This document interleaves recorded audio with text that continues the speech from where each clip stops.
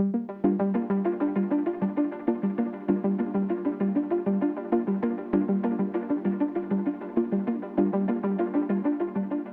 name is Shannon Dixon, and I am the president of the Responsible Gaming Association. So the Responsible Gaming Association in New Mexico is a collaboration of the tribal casinos in New Mexico. We promote responsible gaming, and we provide treatment, education, awareness on problem gambling. I'm Cindy. I have been a member of Gamblers Anonymous for 20 years. The mission of Gamblers Anonymous is to be there and to help the compulsive gambler who is suffering.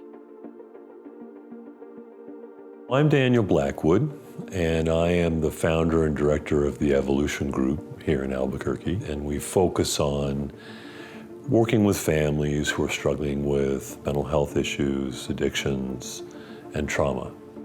I was really afraid of what other people would think if they knew I had a gambling addiction and was, going to a meeting. And a person who has lost control of the ability to function in everyday life without constantly thinking about gambling and where they're going to get money to gamble and what is the next time they're going to gamble. So what do we regain? We regain a normal way of thinking and living.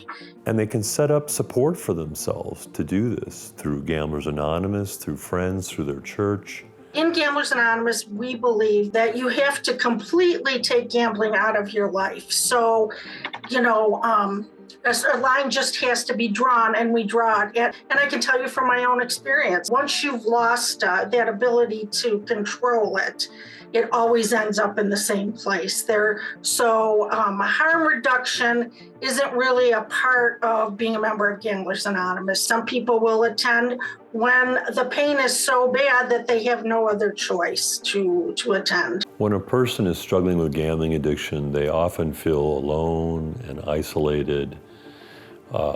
They feel guilty. They have some shame.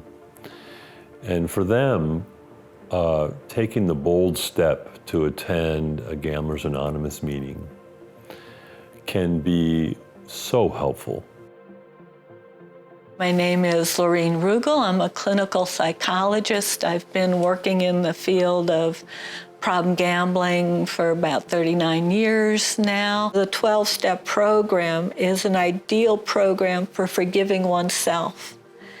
And when you've engaged in activities that you feel guilty and shameful and that you know have hurt yourself and others, that sense of forgiveness is so important. And by engaging in recovery-oriented activities and not doing the kind of harm you've been doing, you can begin to forgive yourself.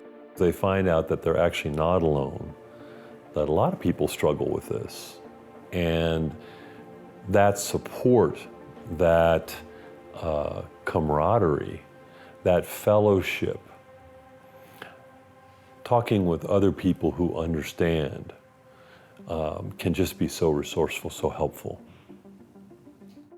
We'd like that first timer to know that there's hope, because most of the time they come in and they're really feeling helpless and hopeless, and most of all alone, like no one else can possibly understand how they feel. Then they begin what we call therapies, and that is where each person takes a couple minutes to share about perhaps where they were when they were a compulsive gambler, how difficult their life was, what it took them to recover, and perhaps where their life is now. Going to GA and having a therapist are very good things and are highly compatible. I think for people that are shy of coming to therapy, Gamblers Anonymous can be a really important resource. Those addressed can greatly support the success of recovery. So both are important. You work on your character defects. You make amends to the people who've been harmed, so making restitution to yourself and to others. Changing how you relate to yourself and others, working on anger, and resentments and all the factors that can trigger gambling.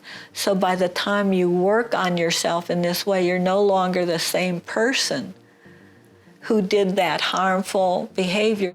You know, we have a pretty simple program. It allows me to change my thinking is how it works. And that sounds very simple, but somebody who has an ego, you know, doesn't want to believe that they need to change their thinking. So being around other people is really, the fellowship is really the key to allowing everything else to work. We are a fellowship, and we all have the same purpose. All of our purpose is to not gamble today. I found that the best way for me not to gamble is to try and help somebody else to not gamble. If you think you have a problem, you probably do.